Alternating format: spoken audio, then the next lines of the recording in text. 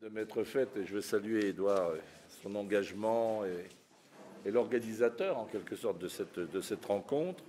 D'abord, Madame la directrice, c'est vers vous que je me tourne pour vous remercier de cette rencontre que nous avons en Côte d'Or. On aurait préféré qu'elle se déroulât dans d'autres conditions, que nous ne soyons pas masqués, mais enfin l'important c'est qu'on se rencontre et qu'on puisse échanger à un moment tout à fait particulier, puisque c'est un anniversaire, et j'allais dire presque un double anniversaire que nous allons évoquer aujourd'hui. Saluer le président de l'Académie des inscriptions à belles-lettres, qui était d'ailleurs un directeur de l'École nationale des chartes, que je tiens vraiment à vous saluer, Yves-Marie Bercé, et puis saluer la délégation de l'École des chartes. On a rencontré des jeunes qui doivent goûter ce moment particulier des études. On m'a dit que vous aviez 7 à 8 années d'études devant vous, donc voilà, au moins vous avez une lisibilité pour l'avenir dans ce monde un peu chahuté. Et puis, évidemment, saluer Édouard Bouillet, notre directeur des archives départementales.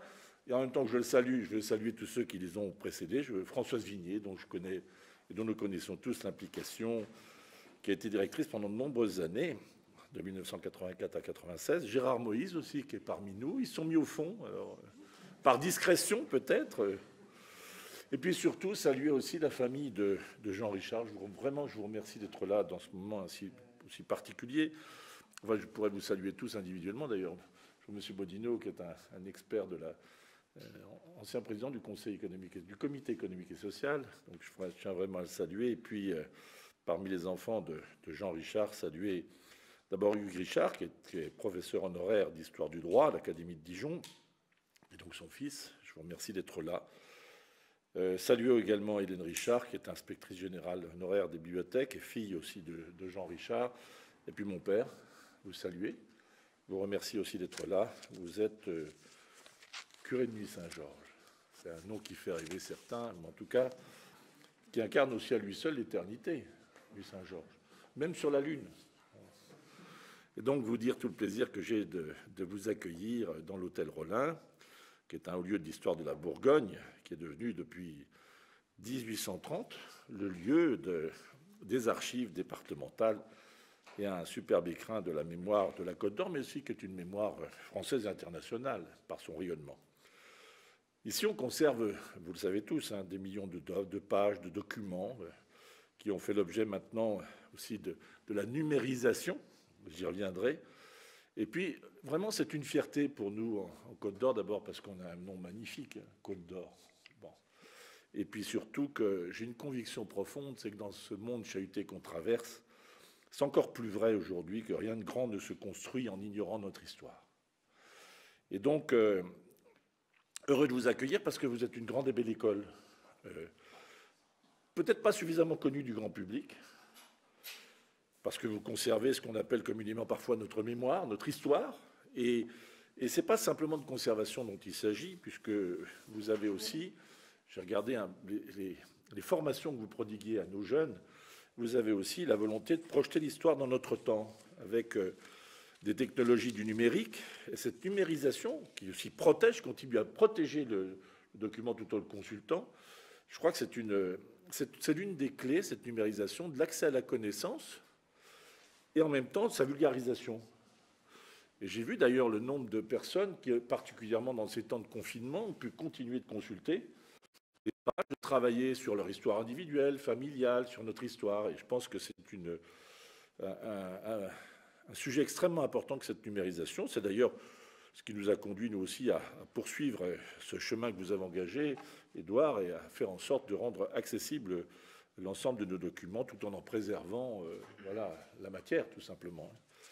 Et ça, c'est un des enjeux devant lesquels nous avons... Alors, évoquer, évidemment, l'école des chartes, c'est évoquer aussi la Côte d'Or, puisque j'ai regardé, je dois vous dire que j'en apprends chaque jour, et j'ai constaté, en effet, que l'école des chartes a commencé en Côte d'Or, en fait.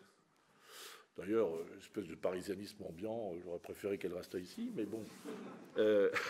En tout cas, elle a commencé en Côte d'Or de 1823 à 1833, et aujourd'hui, il y a un anniversaire que nous allons fêter et que nous allons saluer, c'est les 200e anniversaire.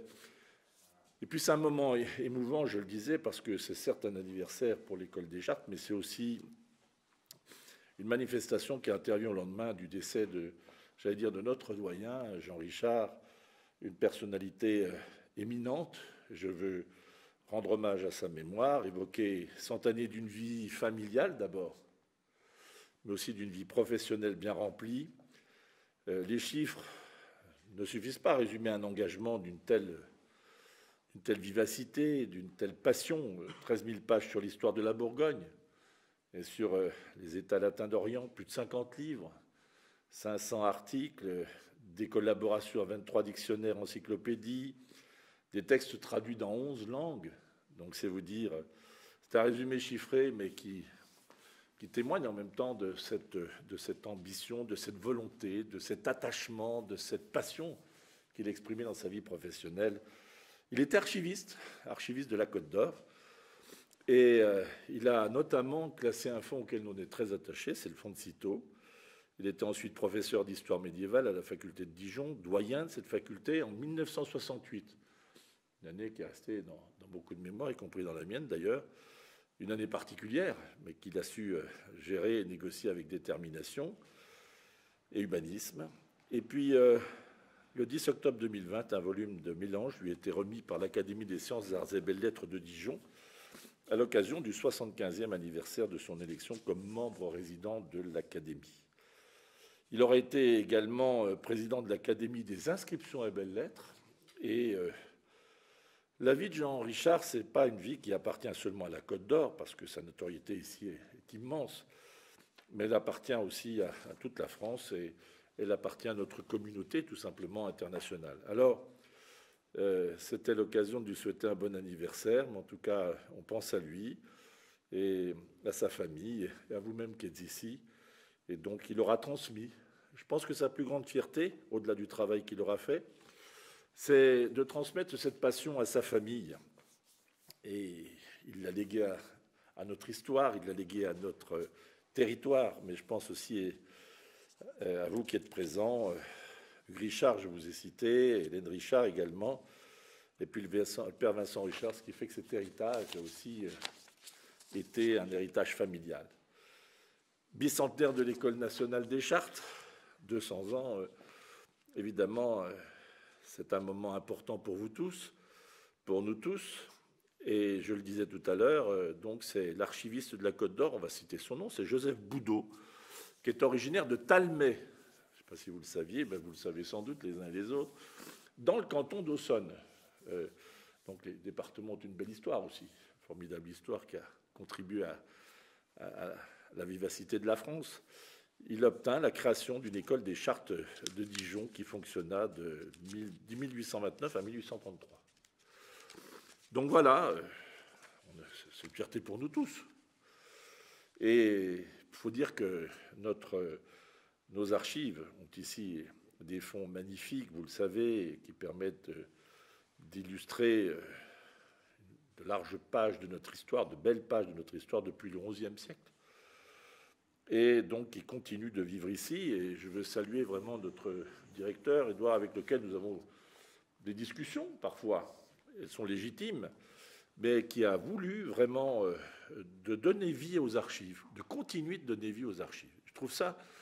Je trouve que c'est ça qui donne son sens finalement à tout le travail de protection et de préservation. C'est de lui donner vie en lui redonnant son actualité, en essayant de décrypter dans cette histoire ce qui forge un destin.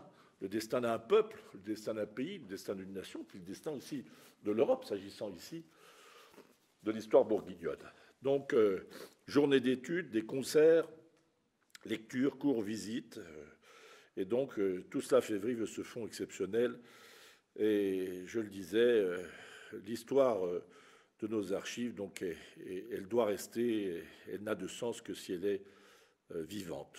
Et c'est dans cet esprit, d'ailleurs, qu'on a poursuivi, on a lancé la construction d'une annexe des archives départementales il n'y a pas longtemps. On a investi beaucoup de moyens, mais ça...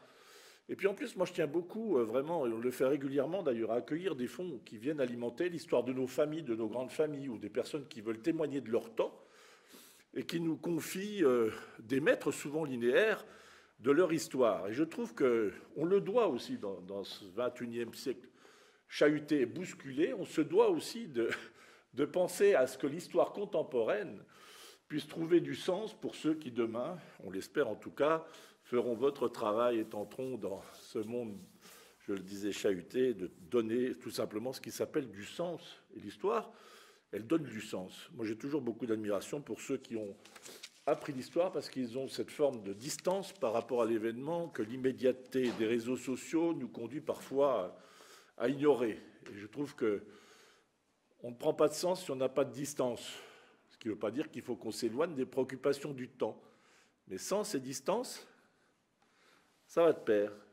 Donc c'est pour ça que votre métier est si formidablement utile à nos sociétés. Et puis, saluer donc votre école. Je sais que vous avez proposé, ça j'ai été touché par ce témoignage, finalement, de ce clin d'œil aussi de notre histoire commune, cette fois, de l'École des Chartes, qui a proposé aux archives départementales de faire figurer sur le timbre qui a été mis par la Poste à cette occasion un document qui est conservé dans nos fonds. Et notamment, il s'agit de ce document de 1259, qui est le scellé de l'abbaye de Cîteaux et des abbés des 4 filles de Cîteaux. Bon, on peut dire, sans être accusé de présomption, que cette charte bourguignonne et cistercienne est la quintessence de toutes les chartes de France. C'est d'ailleurs pour ça probablement qu'elle est née ici. Mais enfin, je vous laisse en apprécier et en mesurer l'expression et sa portée. Alors oui, le département de la Côte d'Or, il est honoré, je vous le dis, et je pèse mes mots, il est honoré et heureux de vous accueillir, heureux d'accueillir ce moment, ce temps un peu suspendu, mais en même temps tellement actuel. Je veux dire mon admiration et aussi mon affection pour celle qui est la plus sélective, sans doute, des grandes écoles, puisque vous avez des promotions qui restent très réduites. Et donc, je veux vraiment saluer chacun d'entre eux. En tout cas, en 2022, David Bardet, qui est agrégé d'histoire et doctorant d'histoire médiévale, sera pour nous le commissaire d'une exposition, on l'a vu tout à l'heure, consacré au duc capétien de Bourgogne, qu'affectionnait particulièrement Jean Richard. Ce sera aussi une façon de lui rendre hommage, et de rendre hommage à tout ce qu'il a pu produire. Ce dernier avait accepté d'ailleurs de patronner cette exposition. Ben, vous en serez les héritiers de patronage. Voilà, donc en travaillant comme vous le faites à la protection et à la compréhension de notre histoire, je crois que vous faites partie de ces hommes et ces femmes qui nous font comprendre qu'une nation, c'est bien sûr d'avoir fait de grandes choses ensemble, mais de vouloir en faire encore, comme disait Ernest Renan. Voilà. Merci à tous et bonne journée en Côte d'Or.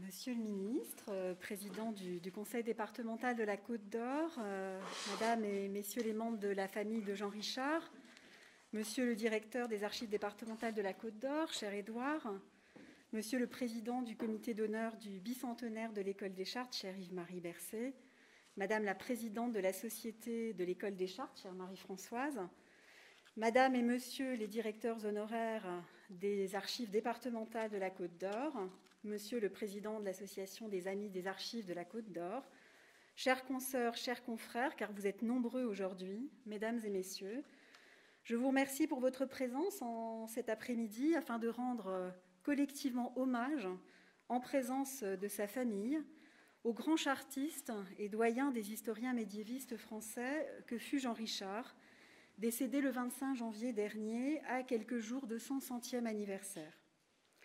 Je salue également le public à distance, que je sais nombreux, mais qui, du fait de la crise sanitaire actuelle et des jauges imposées, n'a pu être admis à nous rejoindre en cette magnifique salle des gardes des archives départementales de la Côte d'Or. Je remercie vivement Édouard Bouillet, directeur des archives départementales de la Côte d'Or, pour avoir mis à notre disposition donc cette belle salle, pour son hospitalité et l'organisation sans faille qui a permis à cet événement de se tenir. Cher Édouard, nous nous connaissons depuis, je n'ose dire, plus de 32 ans maintenant, puisque nous avons fréquenté la même classe préparatoire, Henri IV, intégré les chartes, comme on dit, en même temps, et opté tous deux, à l'occasion de nos recherches, pour le Moyen-Âge. Et quelle émotion de te voir aujourd'hui à la tête d'un aussi beau service que celui où nous nous trouvons aujourd'hui. Alors, en cette année 2021, qui est celle du bicentenaire de l'École nationale des Chartes, je suis très honorée de rendre hommage à notre confrère Jean Richard, qui fut l'un de ses plus éminents anciens élèves, car la longue et brillante carrière scientifique qui fut la sienne est indissociable, il me semble, de l'histoire et des méthodes qui furent dès l'origine et demeurent encore celles de notre établissement depuis maintenant 200 ans.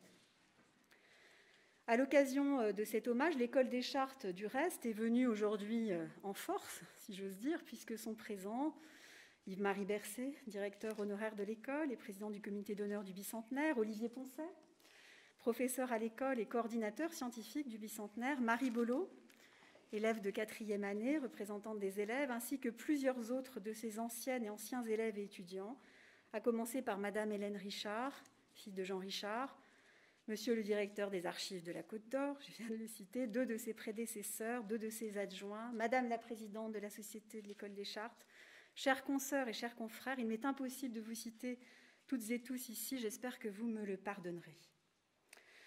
Jean Richard, élève brillant, fut reçu en 1939 au concours d'entrée de l'École nationale des Chartes et en est sorti en 1943, diplômé archiviste paléographe, du nom du diplôme phare de l'école, qui demeure aujourd'hui encore le socle de la formation délivrée dans l'établissement, qu'il s'agisse du parcours archiviste-paléographe ou des masters. Pour sa thèse d'école des chartes, travail d'érudition qui, dans la tradition chartiste, devait et doit toujours porter sur des sources inédites, Jean Richard choisit l'histoire du Moyen-Âge, et plus précisément celle des ducs capétiens de Bourgogne, avec une thèse intitulée « Le duché de Bourgogne au XIe et XIIe siècle ». Conformément à la tradition propre à l'école, qui de tout temps a encouragé ses élèves à se nourrir en toute liberté d'enseignements pris à l'extérieur, notre confrère fut aussi formé ailleurs qu'aux Chartes. Comme bien d'autres confrères et consoeurs, en parallèle de sa scolarité à l'école, il fréquenta également 2 maisons voisines et amies, d'une part la Sorbonne, où il obtint sa licence d'histoire, d'autre part l'école pratique des hautes études, dont il obtint ensuite le diplôme, en présentant un mémoire sur une toute autre thématique que celle qu'il avait choisie pour sa thèse d'école des Chartes, donc un mémoire intitulé « Le comté de Tripoli sous la dynastie toulousaine ». Dès ses premières années de recherche, donc, et notamment à l'école des Chartes, s'annoncent les 2 thématiques principales qui traverseront tout l'œuvre de Jean Richard. L'histoire de la Bourgogne, d'une part, les croisades et l'Orient latin, d'autre part. Or, ces thématiques, Jean Richard les aborde avec la méthode et les armes, si j'ose dire, qui sont celles de notre école. La méthode chartiste, à savoir la connaissance intime des sources qui, seule, je crois, permet de renouveler en profondeur le savoir historique, loin des jugements et des partis pris, loin des interprétations, littéraires ou fantaisistes aussi. Pour illustrer cette méthode, qui fut celle du grand érudit que fut Jean Richard, je prendrai volontiers, étant moi-même pour une part historienne de la Bourgogne médiévale, l'exemple de sa magistrale thèse d'État consacrée au duc de Bourgogne et à la formation du duché de Bourgogne du XIe au XIVe siècle. Une thèse monumentale soutenue dans cette ville même en 1953, donc à l'université de Dijon, et publiée dès l'année suivante, en 1954, aux publications de l'université de Dijon.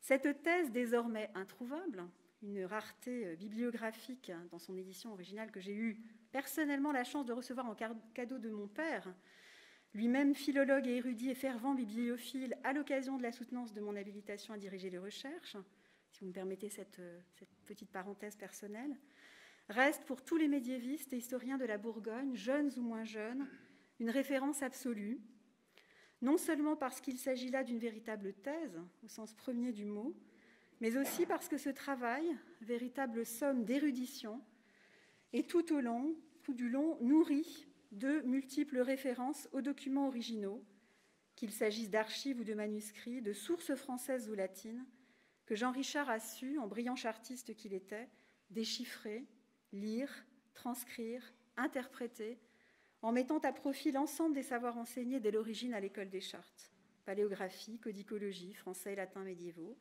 diplomatique, archivistique, histoire des institutions, histoire du droit, entre autres.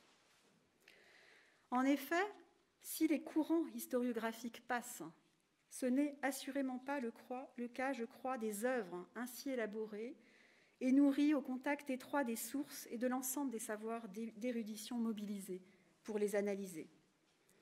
Dès sa parution, du reste, l'ouvrage « Les Ducs de Bourgogne » et la formation du duché fut, dans les divers comptes rendus de l'époque, précisément salué comme, je cite, une œuvre monumentale, alliant une riche documentation à l'analyse historique la plus rigoureuse et ayant, je cite encore, le souci de ne jamais tomber dans les hypothèses hasardeuses.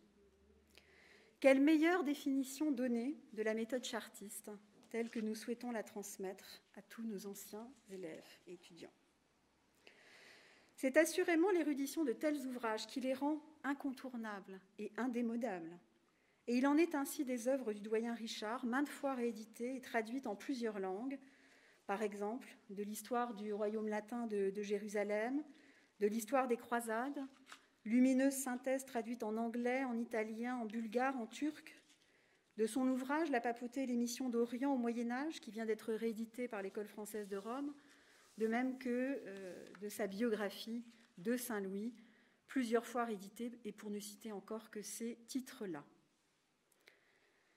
Tout aussi significatif du devenir de nombre des anciens de l'École des Chartes que la méthode scientifique qui fut la sienne et qui l'a portée à son sommet me semble être la carrière professionnelle de Jean Richard.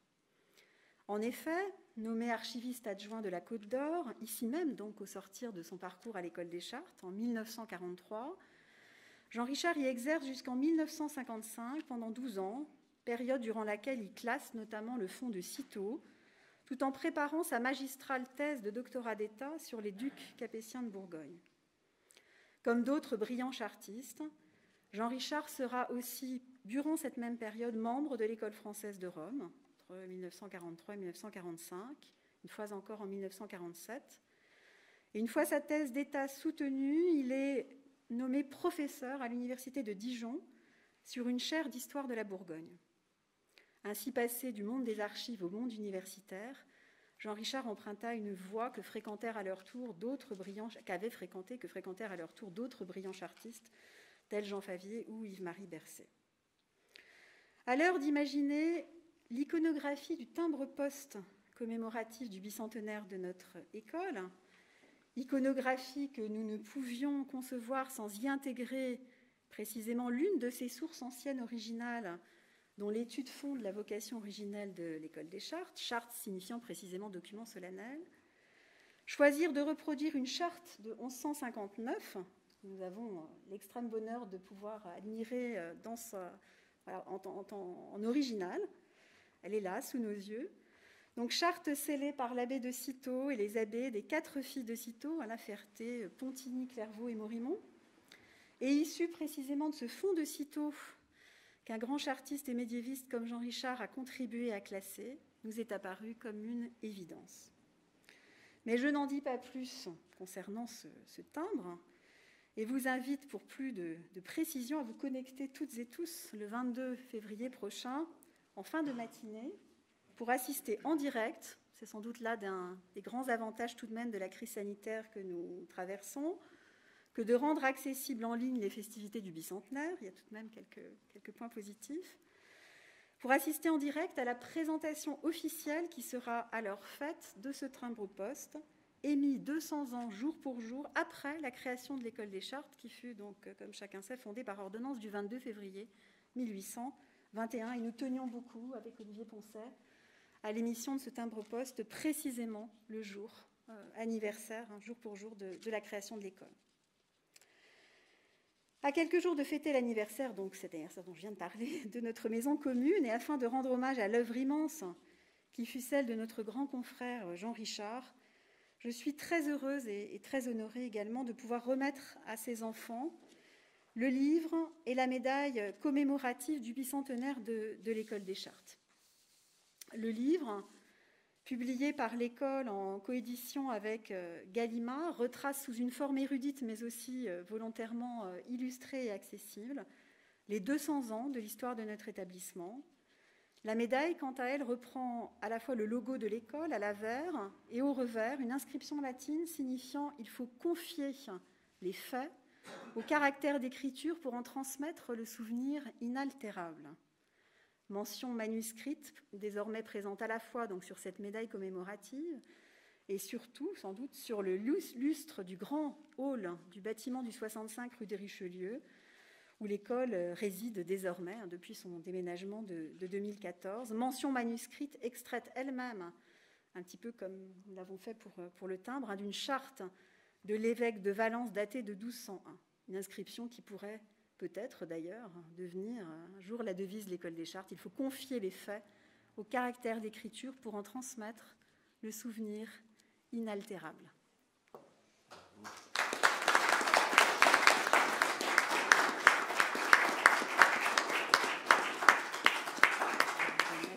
Peut-être à Hélène.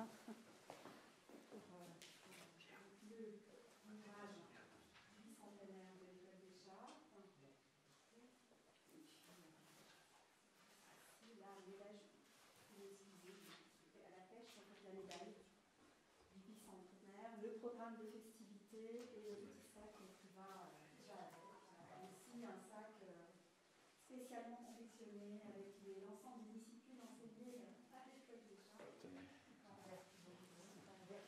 Alors, il faut que je...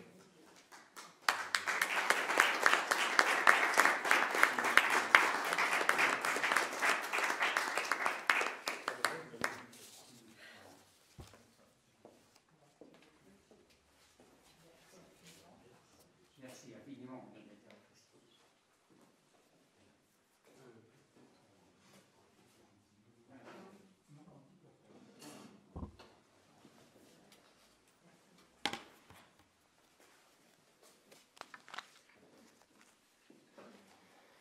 Monsieur le ministre, Monsieur le Président, chère directrice de l'école, cher Édouard, directeur des archives départementales de la Côte d'Or, chers membres de la famille du doyen Richard, chers amis, chers artistes ou non, chers confrères, une mention toute spéciale pour les prédécesseurs d'Édouard qui sont aujourd'hui parmi nous.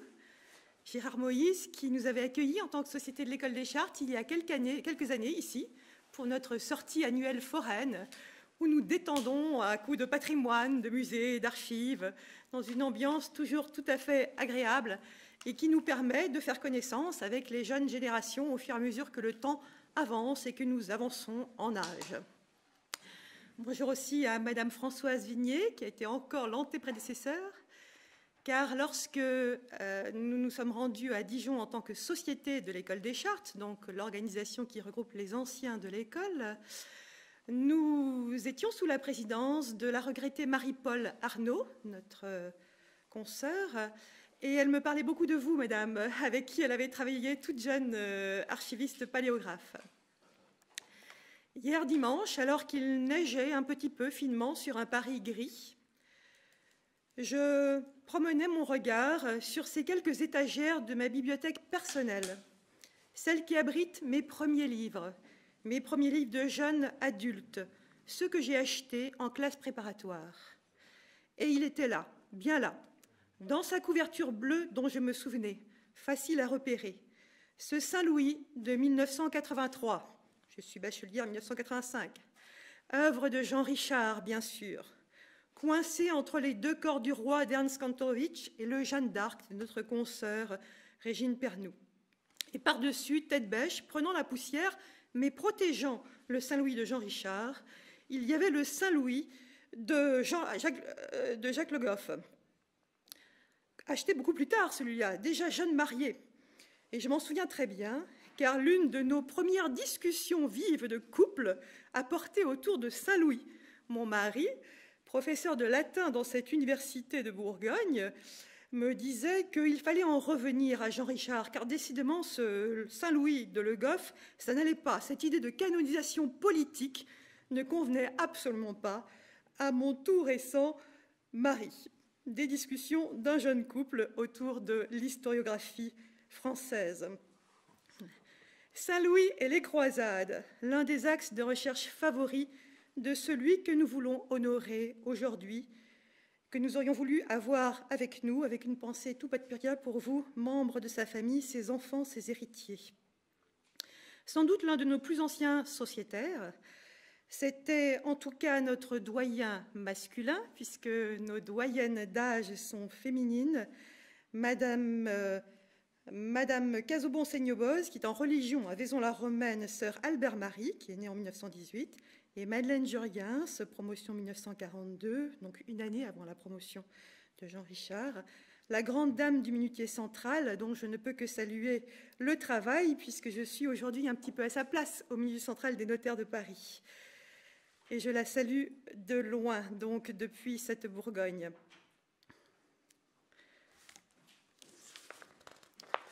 Honorons donc, tout particulièrement en tant que société de l'école des Chartes, nos anciens, car s'il est une école qui rend sensible au temps qui passe, formant historiens et conservateurs, c'est bien notre école bicentenaire, comme vous l'avez tous compris aujourd'hui.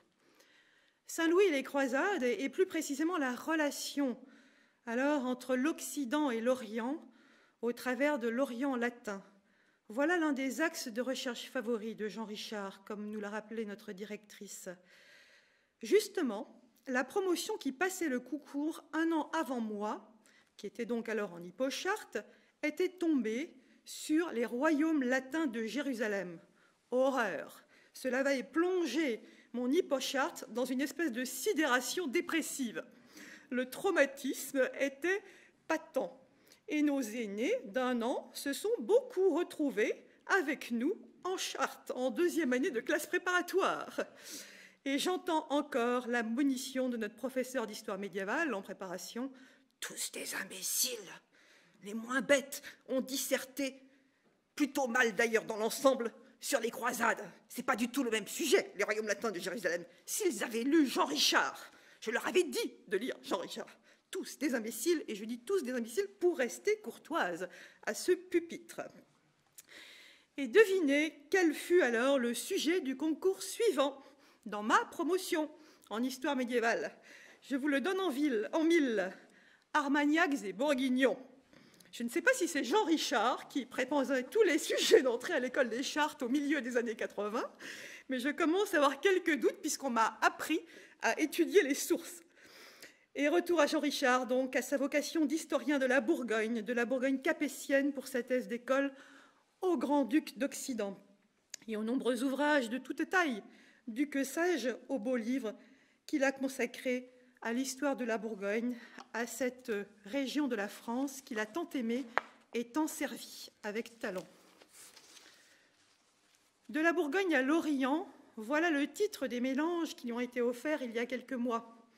À celui qui fut aussi le doyen de l'Université de Bourgogne, qui m'est cher, vous avez compris pourquoi, même si je n'y travaille pas moi, aussi riche et généreuse que sa terre d'élection, ces mélanges, mais une terre qui ne s'est jamais repliée sur elle, comme Jean Richard et comme le montre sa brillante carrière, qui l'a conduit des bancs de l'école des Chartes à celle de l'Académie des inscriptions et belles-lettres, sans jamais négliger ses engagements dans les sociétés savantes les plus locales, comme les institutions universitaires ou de recherche les plus importantes de notre pays, tout en ayant, de toute évidence, avec sa femme, notre regrettée consoeur et votre maman, Madame Monique Richard-Rivoire, fait passer le goût de l'histoire à leurs enfants, puisque j'ai découvert à l'occasion de cette réunion amicale que notre consoeur Hélène Richard était la fille de son père,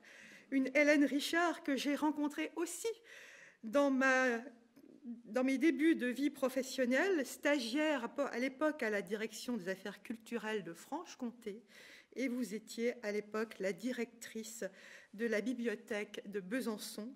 Et je me demandais si je n'allais pas travailler sur un personnage qui me fascinait, parce que son patron me fascinait, c'était Charles Quint, et je savais, j'avais lu ou entendu dire par je ne sais qui, quelques professeurs de l'école sans doute, que les manuscrits de Granvelle étaient sous la garde de la directrice de la bibliothèque de Besançon.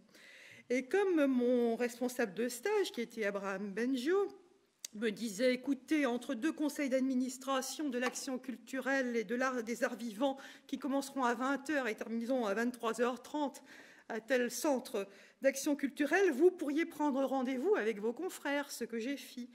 Et vous, madame, vous avez sorti pour moi ces manuscrits et je vous suis très reconnaissante.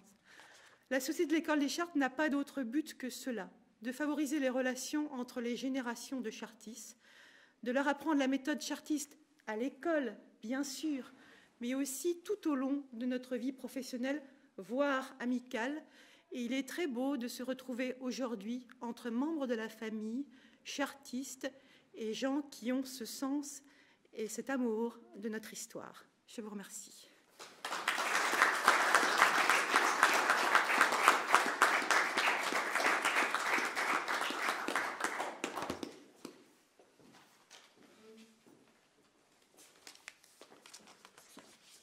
Monsieur le Président du Conseil départemental, chère amie, Madame la directrice, chers enfants de Jean Richard, je peux continuer si vous voulez l'énumération, mais elle a déjà été faite. Alors, chers collègues, chers confrères, chers amis, je viens parler au nom, non pas vraiment de l'Institut, mais enfin tout au moins de tous ceux de ses confrères qui l'ont vu encore il y a une saison pas si lointaine, siéger à côté d'eux, toujours ponctuellement, chaque semaine venant de Dijon. En relisant la carrière de Jean Richard, telle que je l'ai retrouvée dans le résumé que ses enfants ont composé dans les mélanges offerts par l'Académie de Dijon, j'ai été étonné, émerveillé par la continuité et aussi la dualité de ses recherches. Michel Blunissec l'a expliqué tout à l'heure, il y a une dualité qui a été affirmée dès les années juvéniles de sa scolarité aux Chartes. Il choisissait déjà de se spécialiser dans une haute époque, du Xe au XIIIe siècle, et puis d'en suivre les traces à la fois dans deux directions apparemment très éloignées l'une de l'autre, c'est-à-dire les origines et les premières décennies d'un duché de Bourgogne, et d'autre part les annales exotiques des principautés et royaumes que les chevaliers des croisades avaient fondés en Terre Sainte.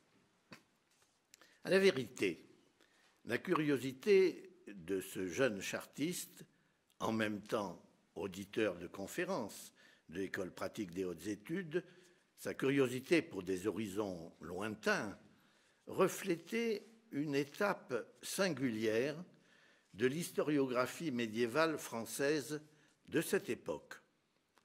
Jean Richard s'engageait dans l'exploration de sources nouvelles, il s'avançait en terra incognita, mais il était entraîné dans cette voie par des découvertes et des travaux d'une génération savante très proche, où des chartistes remarquables avaient tenu une place spectaculaire. Il s'agissait d'abord de Camille Anlard, l'un des professeurs d'archéologie de l'École des Chartes avant la Première Guerre mondiale, qui, jusqu'à sa mort prématurée en 1927, avait mis en lumière les monuments, châteaux, églises que pendant plusieurs siècles, les rois latins de Chypre avaient édifiés dans leur île. À la suite, dans l'art, Paul Deschamps, conservateur du musée des monuments français au Trocadéro, s'était vu confier l'étude et la préservation des monuments issus des États francs établis au Moyen-Orient. En effet, comme vous le savez, depuis 1920, sur les décombres de l'Empire ottoman, la Société des Nations avait confié à la France les mandats des protectorats de la Syrie et du Liban. La Société des Nations avait donc confié ces deux mandats. La mission historique et archéologique de Paul Deschamps s'inscrivait dans ce contexte géopolitique. En Syrie, Paul Deschamps s'était attaché avant tout à la connaissance et à l'entretien du Krak des Chevaliers, fabuleux site architectural dont en 1934, il avait fait acheter le domaine par la République française, qui lui appartient toujours, théoriquement. Significativement, dans le musée d'histoire de l'architecture dont il avait la charge à Paris, il consacrait un espace particulier aux édifices du gothique français, opus francigenum, que les croisés avaient dressé en Terre Sainte. Ainsi, lorsque, en 1939, Jean Richard entrait à l'École des Chartes, tels étaient les courants de recherche très récents qui s'offraient à un historien débutant en quête de sujets de thèse et de spécialisation personnelle. Il se lançait donc dans la quête, non pas seulement des sources archéologiques jusque-là, mais des traces écrites des royaumes de Jérusalem et de Chypre, des principautés de Tripoli et d'Antioche.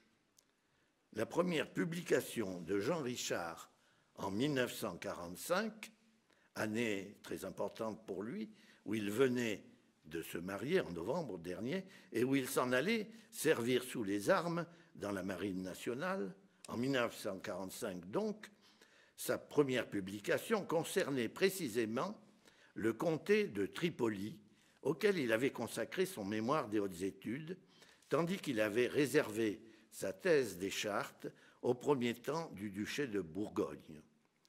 Son texte sur le comté de Tripoli était publié dans la bibliothèque historique et archéologique du Haut Commissariat du protectorat français en Syrie. C'est tout de même une anecdote politique qui me mérite d'être remarquée. Les écrits, les enseignements de Paul Deschamps lui avaient servi de guide à son entrée dans le champ de la recherche. Il demeura fidèle à ce confrère et à sa mémoire. Significativement, ce fut Jean Richard qui, après la disparition de Paul Deschamps, présenta devant l'Académie des inscriptions, en 1991, l'exposé de sa vie et de ses travaux et l'hommage à sa mémoire. Ainsi, la vocation de Jean Richard, d'historien des siècles des croisades, et sa spécialisation dans l'étude du Moyen-Orient médiéval avaient pris naissance dans une grande direction d'expertise spécifiquement chartiste. Sa réputation scientifique dans ces domaines était reconnue dans la République des lettres à travers le monde. On sait que la Société des historiens des croisades, instance internationale, voulut, dès sa constitution, dans le courant des années 1970, l'élire pour son premier président. Alors, je termine avec une anecdote. Il se trouve que la semaine dernière, à l'Académie des inscriptions, était présentée une chronique arabe inédite de la fin du XIIe siècle, relatant les guerres et la mort de Renaud de Châtillon en Égypte. Philippe Contamine, historien médiéviste bien connu, commentant ce texte, évoquait la mémoire de Jean Richard et les questions et les commentaires qu'il n'aurait pas manqué d'apporter à cette occasion. Je crois donc qu'il est très important de vous dire à quel point le souvenir de Jean Richard est très vivant et restera vivant à l'Académie des inscriptions. Aujourd'hui, célébrant les immenses travaux d'un historien centenaire, j'ai voulu plutôt parler d'un jeune étudiant, des débuts de sa vocation, de ses premiers pas dans l'érudition, de ses choix et de ses curiosités, au moment où l'École des Chartes lui ouvrait les voies de patientes et passionnantes recherches et les joies de la découverte et de l'avancement des connaissances qu'il va soutenir tout au long de sa vie.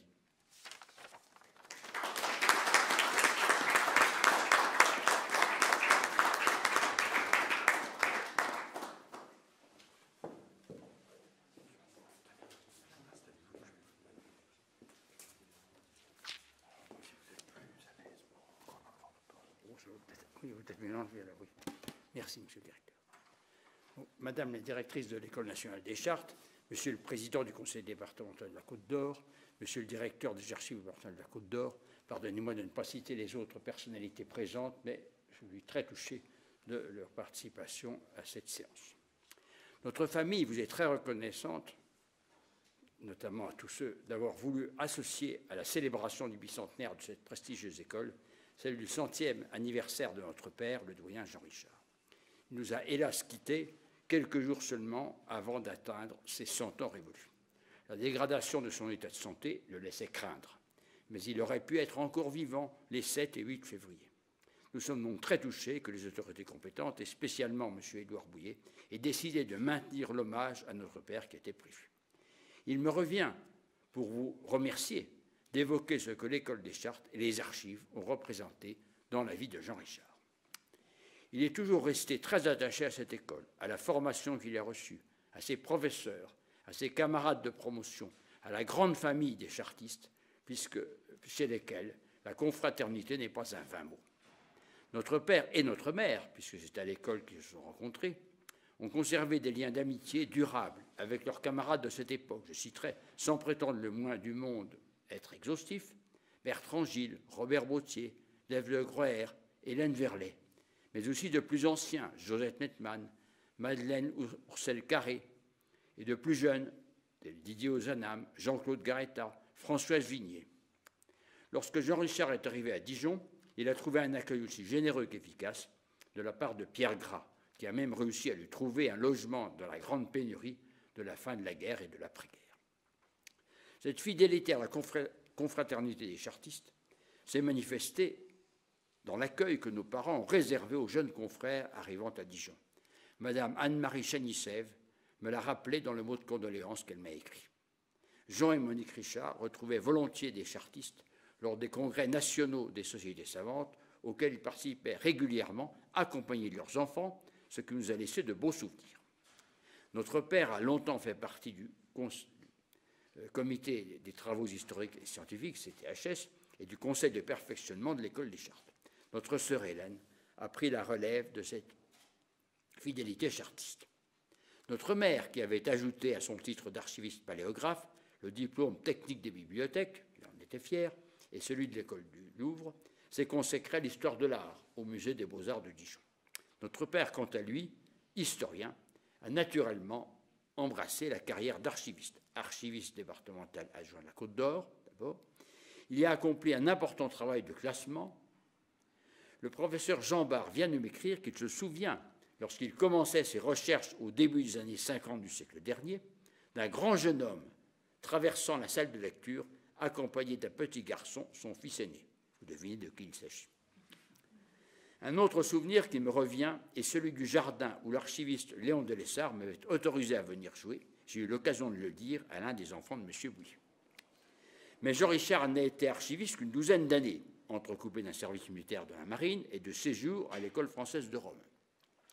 Sa puissance de travail peu commune lui permit de réaliser, en plus de son activité professionnelle, une, ou plutôt deux, car il le fallait à l'époque, thèses de doctorat d'État.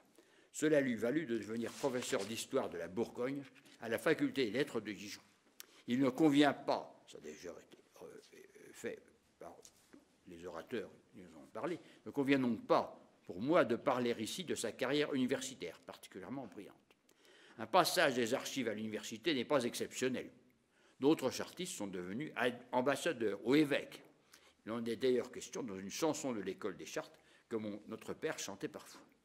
Mais je me dois d'insister sur le fait qu'il est resté fidèle à la méthode, aux disciplines acquises à cette école. La rigueur dans la recherche, la modestie dans l'exposé des résultats de celle-ci l'ont toujours caractérisé. Assez étranger aux questions d'école et aux considérations théoriques, il est toujours resté en contact avec les documents. Il a pratiqué une méthode humble, celle qui dégage d'un cas particulier une synthèse. Il ne laisse presque pas de travail inachevé. Presque toutes ses recherches ont abouti à une publication, fût-elle brève. Ceci révèle son souci que ses recherches profitent aux autres. N'est-ce pas là le rôle du chartiste, devenu archiviste ou bibliothécaire? Je me souviens que mon père me recommandait, lorsque j'allais travailler dans un dépôt d'archives, j'en ai fréquenté plusieurs, il me recommandait donc d'aller me présenter à l'archiviste, de lui indiquer mon sujet de recherche.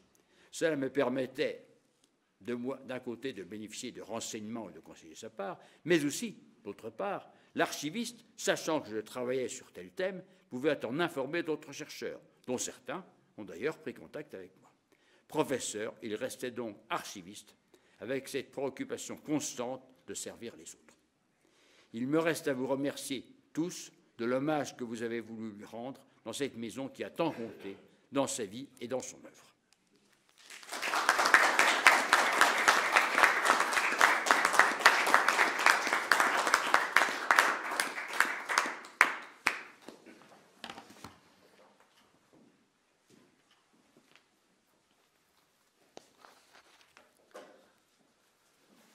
Monsieur le Président du Conseil départemental, Madame la Directrice, moi aussi je vais essayer d'être bref. Donc, chers confrères, chères consoeurs, Mesdames et Messieurs, chers amis, il m'a été demandé d'évoquer à présent ce qu'était l'École des Chartes en 1921, à l'époque où est né Jean Richard. Et j'aimerais placer cette petite intervention sous le beau titre d'évocation. Originellement, le mot d'évocation signifie action de faire apparaître par magie. Alors, je ne suis pas un magicien et je n'entends pas faire revivre sous vos yeux l'école d'il y a un siècle. Je retiendrai ici avant tout l'étymologie du mot. Evocare en latin, c'est rappeler et appeler. Et c'est ce que nous faisons aujourd'hui, je crois, en pensant à Jean Richard, avec ses enfants. Jean Richard qui a sans doute, et cela a été rappelé, appelé lui-même beaucoup d'entre nous à l'histoire et dont nous rappelons avec émotion le souvenir. Donc cette année, l'École des Chartes fête son bicentenaire, mais elle a d'abord eu 100 ans. Le comparatisme en histoire peut être une démarche très profitable pour comprendre les réalités passées, comme nous l'a enseigné Marc Bloch. Il n'est jamais bon, en revanche, de chercher à rapporter des périodes ou des dates l'une à l'autre, surtout quand elles offrent des parallèles séduisants.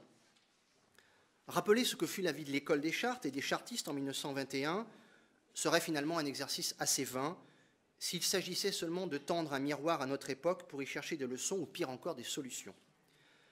2021 n'est donc pas 1921, même si les 2 années ont été et seront, pour les chartes, des années parfaitement ordinaires et en même temps totalement exceptionnelles, comme le prouve d'une certaine manière notre réunion d'aujourd'hui, organisée à Dijon et retransmise sur la toile pour rendre hommage au doyen Jean Richard, qui fut lui-même un chartiste exemplaire et en même temps, vous l'avez compris, totalement hors norme.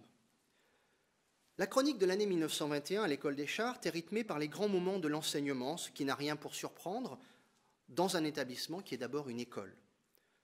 Et si les saisons d'hier ne sont pas tout à fait celles d'aujourd'hui, les chartistes s'y sentiront en terrain connu.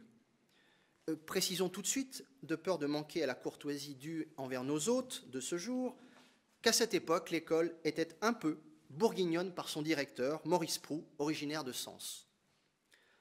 En 1921, l'année commençait là où finissait la scolarité de ses élèves, la soutenance des thèses d'école qui en constitue toujours le point d'orgue. Depuis 1849, en effet, les élèves présentent une thèse de recherche, passage obligé pour décrocher le si beau et si mystérieux titre d'archiviste paléographe. Et depuis 1849, à l'exception de 2 années durant la Première Guerre mondiale, cet exercice est hivernal. La promotion 1921 fut donc proclamée dans l'hiver de cette année-là. À l'École des Chartes, en effet, à la différence de Polytechnique ou de Normal Sup, c'est la sortie et non l'entrée qui fait la promotion. Et à la différence de Saint-Cyr ou des écoles créées après la Seconde Guerre mondiale, elles ne portent aucun nom particulier, sinon celui de l'année. En 1921, 17 thèses furent donc jugées en 3 jours, du 31 janvier au 2 février, ce qui était un peu plus rapide qu'aujourd'hui. Elles étaient presque toutes dédiées à l'époque médiévale, et d'ailleurs le prix de la meilleure thèse alla à Fernand Benoît, qui avait étudié la Provence sous Raymond Béranger V, de 1209 à 1245. Une seule thèse, une unique thèse, dirais-je, celle de Jean de la Monneraie, traitée avec un peu de culot, le seul XVIIIe siècle, à travers l'étude du régime seigneurial dans le Maine. Alors qu'en 1920, l'année précédente, une thèse avait été consacrée à l'abbaye de Pontigny. En 1921, aucune thèse ne portait sur la Bourgogne, et il fallut attendre 1924 pour que la province chère à Jean Richard retrouvât les honneurs du palmarès de sortie. Une thèse se signalait par son auteur et par son sujet, pour rappeler que, comme l'a joliment dit Yann Potin, l'érudition changeait de sexe, pour ainsi dire. À la différence de l'école normale, de la rue d'Ulm, Le concours des Chartes était en fait aussi ouvert aux femmes, et celles-ci, depuis une quinzaine d'années, avaient commencé de conquérir des positions solides. En 1921, Suzanne Solante, entrée première en 1917, en sortait également major, après avoir soutenu une thèse consacrée à Christine de Pisan, dont elle devint ensuite une spécialiste reconnue. L'une des particularités de cette année et de cette promotion 1921 était la présence de démobilisés qui avaient repris leur scolarité après une interruption due à la guerre, dont le souvenir imprégnait encore toute la vie à l'école, plus de 2 ans après la fin du conflit. Ces dispositions expliquent la soutenance, le 30 mai 1921, d'une 18e thèse, celle de Guy Bory de la Battue, qui était entré à l'école 10 ans plus tôt, en 1911, et avait accompli son service militaire avant d'être rappelé sous les drapeaux pour 4 longues années de guerre. Parmi ces jeunes gens qui revenaient soutenir une thèse figurait aussi Frédéric Jouan des Longrets, entré à l'école juste avant la guerre en 1913. Il aurait pu être le professeur de Jean Richard, puisqu'il fut élu en 1941 à la chaire d'histoire du droit civil et canonique à l'école des Chartes, 2 ans donc avant que Jean Richard, 2 ans après que Jean Richard y ait été reçu comme élève. Mais Jouan était alors au Japon, et il n'en revint qu'en 1946, après le départ de l'école de Jean Richard. Il est probable, mais peut-être que j'aurai des confirmations tout à l'heure, que ces 2 grands médiévistes se sont connus par la suite et sans aucun doute se sont-ils lus. Le deuxième événement important de l'année 1921 fut la célébration du centenaire de l'école des Chartes, où l'on mit littéralement les petits plats dans les grands. Je vous en laisse juge. Cette année-là, le jour anniversaire de l'ordonnance de Louis XVIII, qui instituait une école des Chartes, le 22 février, tombait un mardi. La veille, le comte Paul Durieux, qui venait d'être élu président de la Société de l'école des Chartes, réunit chez lui ses confrères et des élèves de l'école dans une réunion au caractère intime, si j'en crois le rapport officiel de ces événements. Le lendemain, les cérémonies débutèrent à 9 h, avec une messe célébrée par le chanoine Maurice Clément, archiviste paléographe et vicaire général de l'archevêque de Paris, à Saint-Germain-des-Prés, au lieu de l'érudition des bénédictins du grand siècle dont on fait volontiers les ancêtres des chartistes. Puis, l'après-midi à 3 h, débutait en Sorbonne, à l'amphithéâtre Richelieu, la grande cérémonie. Elle était présidée par le président de la République, Alexandre Migrant, qui avait remplacé depuis quelques mois seulement Paul Deschanel, contraint à la démission pour des questions de santé. Étaient présents le ministre de l'Instruction publique, le recteur de Paris, le préfet de la Seine, le gouverneur militaire de Paris, le président de l'Académie des inscriptions et belles-lettres, le doyen de la faculté des lettres et le banc et l'arrière-banc des chartistes. Au premier rang, on avait installé des membres de l'Institut, des représentants du corps diplomatique, les professeurs de l'école et les familles des archivistes paléographes et des élèves morts au champ d'honneur au cours de la guerre. Beaucoup de savants étrangers étaient venus, dont le grand historien belge Henri Pirenne. Les discours firent se succéder Gustave Servois, ancien directeur des Archives nationales, Paul Durieux, Maurice Proux, Henri Pirenne et enfin Léon Bérard, ministre de l'Instruction publique. Le président de la République leva la séance à 16 h 15 et tout le monde se rendit en cortège à l'école pour y défiler devant la plaque mortuaire inaugurée l'année précédente dans la salle de cours et aujourd'hui placée dans le hall d'entrée de l'école. Enfin, le soir, à 19 h 30, un grand banquet réunit à l'hôtel Lutetia 194 archivistes paléographes, élèves de l'école, délégués étrangers et notabilités. Le rapport note que 9 toasts furent portés à la santé de l'école et que dans le dernier, le ministre Bérard, je cite, a levé son verre en l'honneur du prochain centenaire. Nous y sommes. Les cérémonies furent l'occasion de faire pleuvoir sur la confrérie des chartistes une pluie de légions d'honneur, comme jamais elle n'en reçut. Le décret présidentiel du 20 avril 1921 promouvait ainsi un commandeur, 9 officiers et créait 18 chevaliers, tous chartistes, sans compter un commandeur chartiste étranger, suisse, et un chevalier étranger, américain, en la personne du grand médiéviste Charles Haskins, professeur à Harvard et qui avait été auditeur libre à l'école avant la guerre. Après ce déferlement de festivités et d'honneurs, la loi du 11 mai 1921 achevait de mettre les chartistes au comble du bonheur en nationalisant les postes d'archivistes départementaux désormais regroupés dans un corps d'État. L'archiviste de la Côte d'Or y était un peu pour quelque chose, comme vous l'exposera dans un instant son savant successeur Édouard Bouillet. Le premier semestre de l'année 1921 suivit ensuite un cours plus ordinaire. Avec le printemps et surtout l'été arrivaient les examens. Ils concernaient tous les élèves, qu'ils soient normaux ou condensés, pour reprendre une terminologie de l'époque qui désignait ceux qui reprenaient leurs études après la démobilisation et étaient autorisés à compacter 2 années de scolarité en une. Depuis 1829 et jusqu'en 2015, la scolarité de l'école durait en effet 3 ans. En 1921, elle réunissait 12 élèves de première année, dont un décéda avant les examens de Pâques, 16 en deuxième année et 15 en troisième année. Les examens se déroulèrent du 1er au 9 juillet 1921. Et à l'issue de cette séquence, les 15 élèves de troisième année furent admis à présenter leur thèse lors de la session de janvier 1922, dont un certain Georges Bataille, qui éditait un conte en vers du XIIIe siècle intitulé « L'ordre de chevalerie ». Ce médiéviste et bibliothécaire de talent devait devenir, comme on le sait, célèbre dans le monde des lettres. Avec l'arrivée de l'été, un décret présidentiel daté du 25 juin 1921 venait clore un semestre de discussion au Conseil de perfectionnement. Une fondation, intitulée Paul Meyer, assise sur une rente de 2000 francs, était créée par la veuve de ce professeur et directeur de l'école. Elle devait servir à rémunérer des cours libres faits à l'école par d'anciens élèves ou par des savants étrangers. Ces cours, qui ne devaient pas faire double emploi avec les cours obligatoires, ne pouvaient pas excéder une leçon par semaine, ils seraient facultatifs et les élèves ne seraient pas tenus d'y assister. L'école des Chartes venait ainsi d'inventer le système des professeurs invités, qui dura toute l'entre-deux-guerres, souvent au bénéfice de l'héraldique, je le dis à l'attention du directeur de la Côte d'Or, qui aime cette discipline. Et c'est une tradition qui ne reprit véritablement qu'à la fin du XXe siècle sous la direction d'Yves-Marie Bercé. Le premier à bénéficier de la fondation fut Alain de Boire, qui dispensa dès l'année suivante des leçons sur l'écriture latine du 1er au 9e siècle. Il fut le professeur de paléographie de Jean Richard. Et de fait, en 1921, une partie du corps professoral que ce dernier connut durant sa scolarité était déjà là. Le futur directeur de Jean Richard, Clovis Brunel, avait été élu à la chaire de philologie romane en 1919. Et cette même année, Roger Grand devenait professeur sur la chaire d'histoire du droit et du droit canonique.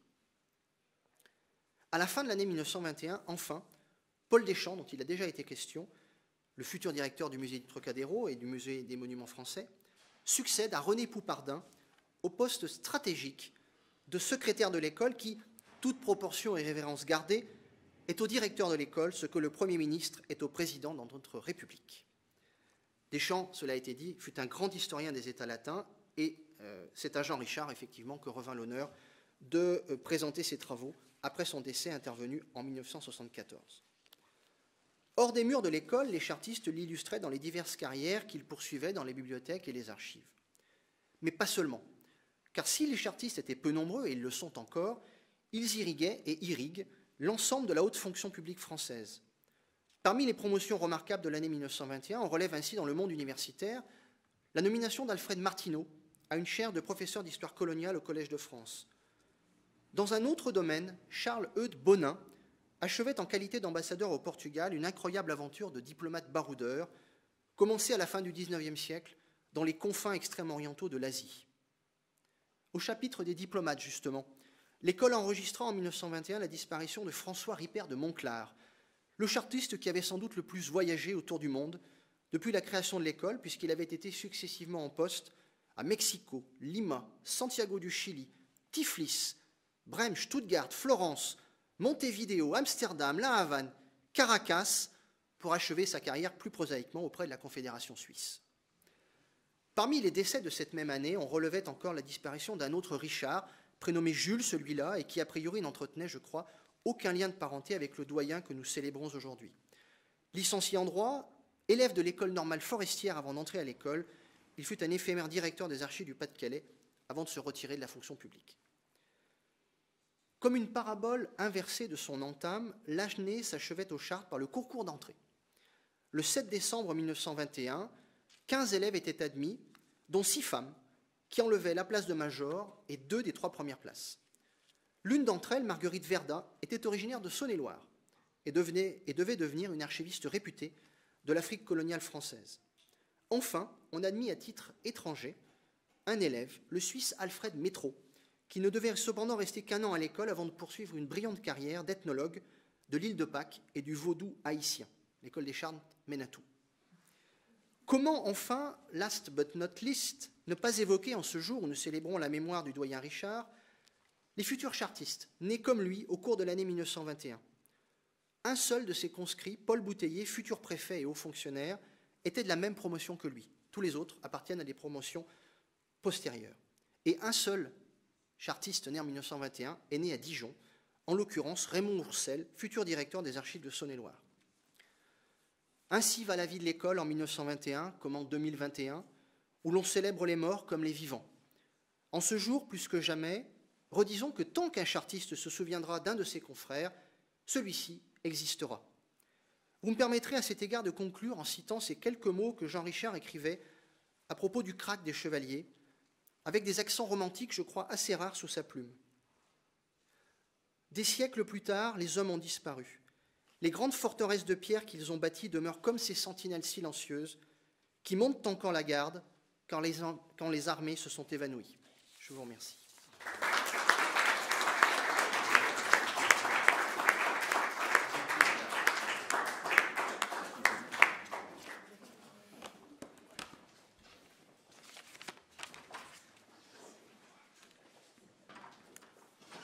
Lorsque je suis arrivé dans cette maison en 2013, j'ai eu la surprise de recevoir la visite de Jean Richard. À vrai dire, c'est plutôt moi qui aurais dû lui rendre visite, mais je lui ai dit, monsieur le doyen, finalement, vous avez commencé votre carrière il y a 70 ans. Il m'a dit, oui, et je peux vous dire que l'hiver 43, il faisait froid. Avec Pierre Gras, on se débrouillait pour mettre du chauffage à la bibliothèque pour accueillir les étudiants jusqu'à 10 heures du soir. Donc le premier contact avec lui était sous le sceau de la cordialité. Et puis, un peu de malice aussi, et il m'avait indiqué, oui, en 1944, vous savez, c'était pas très amusant. Hein. Il y a un sous-archiviste qui avait dénoncé tout le monde au comité départemental de libération. Il avait dénoncé tout le monde, sauf moi, avait-il dit, en souriant. Et finalement, personne n'avait été incriminé. La figure du centurion évoquée par l'abbé Richard, son fils, est, je crois, très vraie, très éloquente. Et je dois dire que ce centurion a été pour moi, comme je crois pour Françoise Vignier et Gérard Moïse, plein de bienveillance confraternelle, sans aucune condescendance, alors qu'à l'Académie des sciences, arts et belles lettres de Dijon, s'il était doyen d'élection, moi j'étais le petit dernier, mais c'était cette confraternité tout à fait sympathique. Il nous a fait l'honneur de venir ici en novembre 2019. Vous y étiez aussi, chers confrères, quand le séminaire annuel des Archives de France est venu à Dijon. Et j'ai un certain nombre de confrères qui m'ont dit « Mais c'est le Jean Richard, celui des croisades ?» Mais oui, parfaitement. Et je me rappelle, il était assis dans le hall, puis ici. Et jusqu'au moment où il n'a plus pu, eh bien, il a été fidèle à cette maison. Voilà. Le message qu'il nous laisse, enfin qu'il me laisse en tous les cas, c'est évidemment celui d'un archiviste, celui d'un chercheur, celui d'un passeur, et pour moi aussi celui d'un époux et d'un père de famille. Voilà. Donc ce qui a été évoqué lors de la cérémonie des obsèques, le bien commun, le service public, la curiosité, le goût pour la transmission, eh bien, ce sont des choses qu'évidemment je n'ai pas beaucoup de difficultés à m'approprier pour moi-même, et ce sont, je crois, des valeurs qui doivent orienter plus que jamais l'action du service public aux archives. En 1921, Olivier nous a dit ce qui se passait à l'école des Chartes. Que se passait-il aux archives de la Côte d'Or? Eh bien, on sortait de la grippe espagnole, parce que, vous savez, on en sort finalement de la grippe. Et j'ai regardé les rapports de 1921 et 1922, puisqu'ils étaient rendus, ils étaient faits au mois de juin, donc à cheval sur les années. On passe en horaire, en amplitude d'ouverture de 5h à 5h30. 5h, c'était avant la guerre, et on est ouvert 5h30. Alors, on peut dire que ça ne fait pas beaucoup. Hein. Aujourd'hui, on est ouvert 8h30, en fait 7h, puisqu'on est obligé de fermer pour la désinfection. Mais ce qui se passe, c'est qu'il n'y avait pas d'électricité ici, et que précisément, l'électricité a été installée début 1922, ce qui fait que ça rendait évidemment difficile le travail sur des écritures illisibles en fin d'après-midi. Quel était le problème de l'heure? Ça va vous étonner beaucoup, chers confrères, chers consoeurs, le problème de la place. Il n'y avait pas assez de place dans cette maison, donc il a fallu trouver des solutions. Le nombre des documents communiqués, 4153. En 2019, bien c'est 4 fois plus ici. Nombre de présences aussi, 1522. Eh bien, on est à peu près dans le même ratio, à cela près que dans le même temps, 22 millions de pages sont vues en ligne, ce qui change quand même un petit peu les affaires. Quels ont été les versements administratifs? Eh bien, l'assistance aux femmes en couche et la désinfection. Voilà, des choses qui fleurent bon les vieux bordereaux centenaires. 1280 registres et 703 ballots. Aujourd'hui, on dirait plutôt des liasses. S'agissant des archives privées, Madame de Galard offrit le chartrier de Pont-de-Pagny, donc coté depuis en 10F. Ferdinand Clodon, puisque c'est lui l'archiviste, tu l'as évoqué, est occupé à l'inventaire, pratiquement page à page, page après page, des délibérations de la collégiale de Beaune, ce qui donne évidemment cet inventaire formidable, ces pages, ces volumes entiers dans lesquels on peut rechercher maintenant qu'ils ont été rétro-convertis. Côté travaux, je cite, ouvrez les guillemets, le grand vestibule d'entrée appelle une réflexion sérieuse. Ça aussi, c'est un problème récurrent qu'on va traiter l'année prochaine, en même temps que la mise en accessibilité du bâtiment, qui est une nécessité, évidemment, qui permet d'accueillir ici tous les chercheurs. Et à cet égard, je me rappelle qu'un jour, accompagnant votre père dans l'escalier, je lui dis, monsieur le doyen, je suis confus, cet escalier, enfin, nous ne sommes pas tout à fait aux normes d'accessibilité, et votre père m'avait répondu deux choses. La première, cet escalier, je le connais, et la deuxième, les normes du XVIIIe siècle me conviennent parfaitement. Alors, qui est ce Ferdinand Clodon? Il était né à Langres il y a 150 ans, donc en 1871. Il avait été archiviste de l'Allier et du Pas-de-Calais. Et en 1905, après Garnier, qui est l'homme de l'escalier que vous connaissez, qui, chaque fois que je grimpe cet escalier, me dit « As-tu classé assez d'archives aujourd'hui ?» Voilà. Donc Jules Gauthier, interlude assez rapide. Eh bien, Ferdinand Clodon lui succède et il prend sa retraite en 1934. Il est très probable que lorsque Jean Richard arrive ici, une petite dizaine d'années plus tard, eh bien, on lui parle encore de ce personnage dont le souvenir devait être vif. Depuis 1919, il n'y avait plus d'adjoint depuis le départ de Salvini dans le département de la Vienne.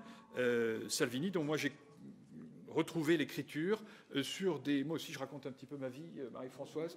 J'ai retrouvé l'écriture de Salvini sur des dossiers du tribunal d'instance de Civray et de Montmorillon. Lorsque j'ai vidé ces greniers, à la fin des années 90, Salvini avait mis dossier fort intéressant, et j'ai vu que c'était vrai. Donc, c'est amusant, cette filiation d'archiviste.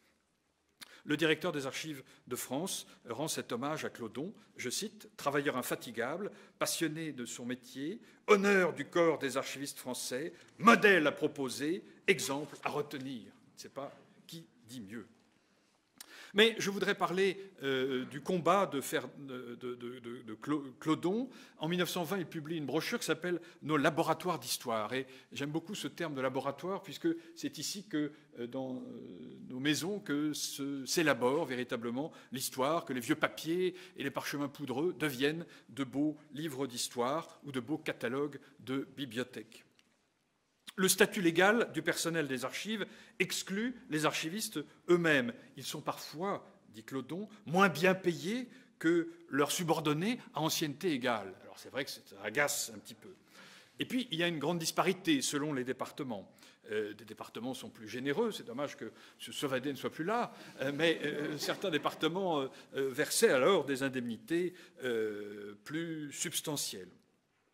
Et le désintéressement, dit Clodon, et la vocation ne suffisent plus. Il faut dire qu'il y avait peut-être un peu plus de rentiers avant la guerre de 14. Il faut dire aussi que la rente, ça payait, mais en 1919-1920, ça a eu payé, ça ne payait plus guère. Et il fallait donc des traitements un petit peu uniformes. Il décrit l'archiviste comme un fonctionnaire hybride, mi-départemental, mi-national, sous l'autorité du préfet, du point de vue administratif, sous l'autorité du ministre de l'Instruction publique, du point de vue technique. Le combat de Clodon, c'est que l'archiviste soit reconnu comme un chef de service subordonné directement au préfet. C'est une question de traitement, dit-il, mais aussi de hiérarchie. Et il souligne, par une phrase bien trempée à la fin, les incertitudes par rapport à des situations mal définies, mal rétribuées, mal comprises. Alors, il enjoint les pouvoirs publics à prendre leurs responsabilités. Et, ô merveille, en mai 1921, le projet de statut qui avait été pensé en 1904 aboutit. Et depuis 100 ans, eh bien, l'État central participe au traitement des archivistes. Et alors, ce qui est amusant, c'est que finalement, ça dure toujours. C'est-à-dire que les archives départementales sont certes décentralisées, et il n'y a qu'à s'en féliciter, mais en même temps, nous restons fonctionnaires de l'État mis à la disposition et donc payés de manière uniforme par l'État.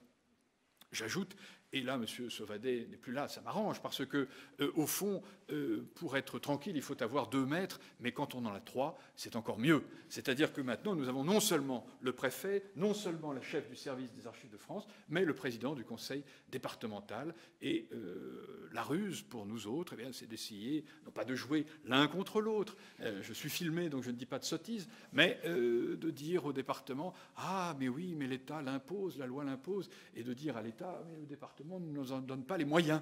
Voilà. Donc on peut essayer d'avancer comme cela. C'est un statut un peu bâtard. C'est le mot que j'ai employé en accueillant ici un préfet de région il y a 3 ans pour le faire visiter les archives départementales. Je lui dis, monsieur le préfet, comme vous le savez, nous avons un drôle de statut, c'est un peu bâtard. Il me dit, ce n'est pas un statut bâtard, c'est un statut intelligent, et c'est un statut qui, c'est ce genre d'intelligence qu'il nous faudrait pour la fonction publique. Donc, c'était un hommage indirect et peut-être inconscient à Clodon, mais je le prends comme tel.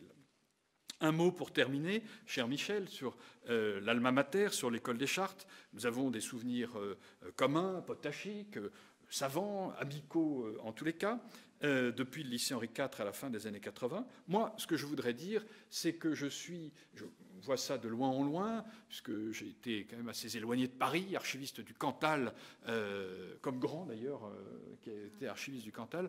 Je voyais ça quand même d'assez loin, mais j'ai été émerveillé par la transformation de l'école. Transformation matérielle, quand je pense que du temps d'Yves-Marie Bercé, eh bien, la salle des professeurs était grande comme finalement 2 fois cette table. Maintenant, je vois le luxe dans lequel vous vivez. Et toute cette évolution, chers confrères, Monsieur le Président, que vous avez initiée et qui se poursuit avec les masters. Je suis heureux de saluer Emmanuel Roumier, qui est titulaire de ce master et qui est attaché de conservation chez nous. Avec ces étudiants que je vois un petit peu que j'ai vu dans le jury d'entrée de l'Institut national du patrimoine et que je vois toujours, puisque j'ai le bonheur d'être colleur 1 fois par an pour le grand oral de l'INP. J'ai le bonheur aussi de voir ces élèves en accueillant des stagiaires. Donc je salue Marie Bollot, bientôt Odile Roy qui va nous rejoindre. Et puis je salue la génération encore plus jeune, Guillaume Roumier, en 2e année, qui va commencer sa thèse des Chartes et cette belle aventure qui dure depuis 1849. Et cette évolution, effectivement, je la vois quand je sonde la maturité des élèves. J'ai l'impression, Olivier, que quand on sortait de l'école, on était savant, mais c'est devenu aussi une magnifique école de professionnels. Et la seule chose que j'avais dite à Philippe Barba, qui était directeur de l'INP, que j'ai redite à Charles Personnat quand il est venu ici avec la promotion, mais qu'est-ce que les chartistes vont bien pouvoir apprendre à l'INP parce qu'ils savent déjà presque tout. Voilà, donc ça vraiment, je suis admiratif de cette évolution. Puis l'école évolue et si j'en crois le Canard enchaîné qui fait le compte-rendu d'un livre d'Alain Chiffre qui s'appelle « Je préfère ne pas » et qui donc reprend un peu Bartleby, le héros de Herman Melville. Alain Chiffre voit que le monde change lorsque il constate l'évolution du football qui l'inquiète, et notamment l'émergence de la supportrice. Je cite « Hermine, ancienne élève de l'école des Chartes, boit sa bière au goulot et me parle d'une voix rauque de l'amour du maillot. » Je ne sais pas qui est cette Hermine, mais elle se reconnaîtra, je la salue si elle nous entend. Et puis, il y a ce beau livre-là que vous avez eu la gentillesse d'envoyer aux archives, et je suis très heureux que les enfants du doyen Richard aient pu recevoir, à propos duquel il y a eu de bons articles, dont je reprends quelques formules. Un hussard noir de l'érudition, troupe d'élite restée trop longtemps invisible, la plus petite des grandes écoles, et Adrien Goetz, qui en est l'auteur, de conclure « Et si c'était aux chartistes qu'on devait la naissance de la passion des Français pour le patrimoine ?» Moi, je veux dire ici publiquement, et je le dis y compris à tous ceux qui nous entendront ensuite, ma reconnaissance pour l'école qui m'a formé, pour le directeur qui nous a dirigés quand nous y étions, mon admiration pour Jean Richard, évidemment, qui en est un représentant éminent. Ici, à Dijon, cette belle et riche histoire de patrimoine conservé et mis en valeur, de découvertes partagées, de savoirs transmis, eh bien, cette belle histoire dont nous voulons tous être les maillons, cette belle histoire, nous faisons en sorte qu'elle continue malgré les virus. Je vous remercie de votre attention.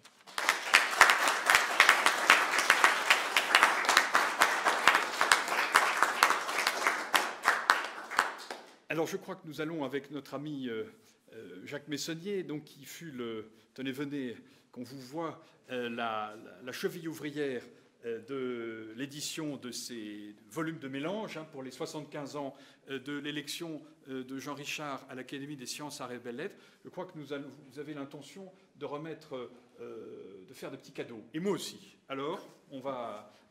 Votre cadeau, c'est par là? Oui, moi c'est par là.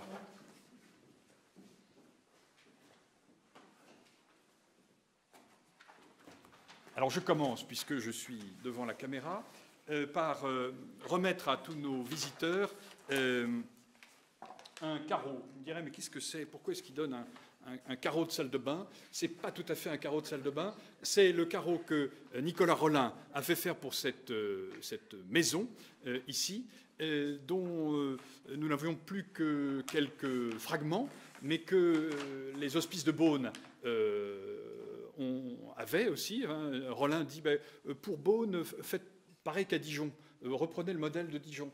Alors à Beaune, ils en ont refait, et ça m'a agacé un petit peu que ici, on n'en est plus. Donc on a fait faire ça par une potière. Et donc il y a N et G, Nicolas et Guigone, avec la devise seul. Donc vous repartirez avec un petit poids dans votre sac. Michel, Madame la directrice, voici. Cher Monsieur Bercé. Voilà. Ça va pour les bouteilles, pour les magnums. Tiens. Merci beaucoup. Merci beaucoup. Alors, de la part de l'Académie des sciences, arts et belles-lettres de Dijon, je suis chargé de donner un volume des mélanges Jean Richard à M. Sauvadet, et donc je le remets à Édouard Bouillet pour faire suivre, puisqu'il s'est échappé retenu par d'autres obligations.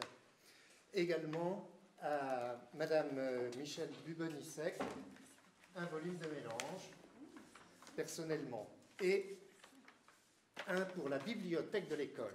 Et là, je vous ferai remarquer ce que tout le monde ne sait peut-être pas, mais c'est qu'un très grand nombre d'articles de Jean Richard sont introuvables dans les bibliothèques de France, sauf celle de l'école. Et il a été extrêmement fidèle pour donner de façon systématique un tiré à part de ces articles de congrès à travers le monde et dont les volumes d'actes ne sont pas dans des bibliothèques françaises ou une ou deux, mais il y a le tiré à part de Jean Richard à l'école. Donc, ce volume de mélange qui regroupe une cinquantaine de contributions sous 4 chapitres, un certain nombre de contributions sont des témoignages par les anciens présidents de l'Académie, encore de ce monde, par également des collègues, des amis, des personnes qui l'ont rencontré, qui ont témoigné à la fois sur son œuvre et sur sa personnalité. Un chapitre sur les pays bourguignons, puisque il y a plusieurs pays bourguignons, et puis un autre chapitre sur Croisade et Orient, évidemment, et sur les clercs et commanditaires. Mais si je peux dire 2-3 mots, je voudrais expliquer une allusion qui paraît peut-être un peu absconse à certains dans l'article que j'ai fait sur la toponymie de Terre-Sainte en Nivernais, où j'ai fait une allusion à la famille Fenouillard. Quel rapport avec Jean Richard? Alors, le départ en vacances, peut-être, je ne sais pas. Alors, je ne sais pas si ces enfants connaissent le lien qu'il y a, mais au moment où il était enseignant, il avait donné des liasses d'archives à classer à des élèves. Et là, je crois que l'anecdote m'a été rapportée par cette étudiante, mais qui souhaite rester anonyme. Il lui avait donné à classer, je crois, des archives de Notre-Dame de Beaune. Bon. Et puis, il lui avait indiqué un certain nombre de thèmes pour faire des piles pour les classer. Et puis, à la fin de la journée, elle va vers lui en lui disant « Écoutez, je ne sais pas comment classer ces liasses-là. » Et lui répond autant ici qu'ailleurs, dans le magasin de Monsieur Fenouillard. L'étudiante un peu interloquée, se disant « Mais le professeur, si sérieux, etc. » La petite étudiante, enfin bref, c'est du lard, c'est du cochon, qu'est-ce que c'est? Et en fait, quand elle a vu derrière les lunettes qu'il devait déjà avoir, je pense, l'œil malicieux et le sourire s'esquisser, elle s'est dit, mais qu'est-ce que c'est que cette plaisanterie? Bon, et Madame Geneviève Bresque-Bautier, ancienne élève également, dans la première page de son article, parle des liens entre ses parents et le couple Jean et Monique Richard, dit que quand Jean Richard et Robert Bautier se sont retrouvés sur les bancs de l'Institut, ils échangeaient des plaisanteries. Plaisanteries érudites, hein, bien sûr. Mais donc la plaisanterie et l'humour de l'archiviste paléographe, on le retrouve là, avec une plaisanterie à tiroir, parce que le magasin, pour le commerçant, c'est la boutique, mais pour l'archiviste, c'est l'endroit où on met en réserve. Bon. Donc, premier point, premier tiroir. Deuxième tiroir, c'est autant ici qu'ailleurs. C'est le nom du magasin de M. Fenouillard, et qui apparaît sur la première vignette du volume La famille Fenouillard. Et le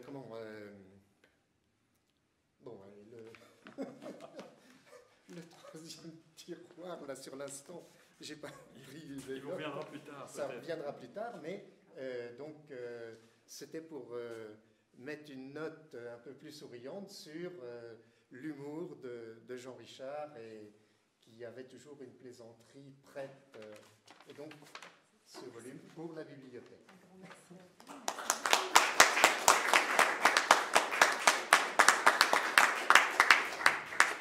Voilà, bien chers amis, cet hommage se termine.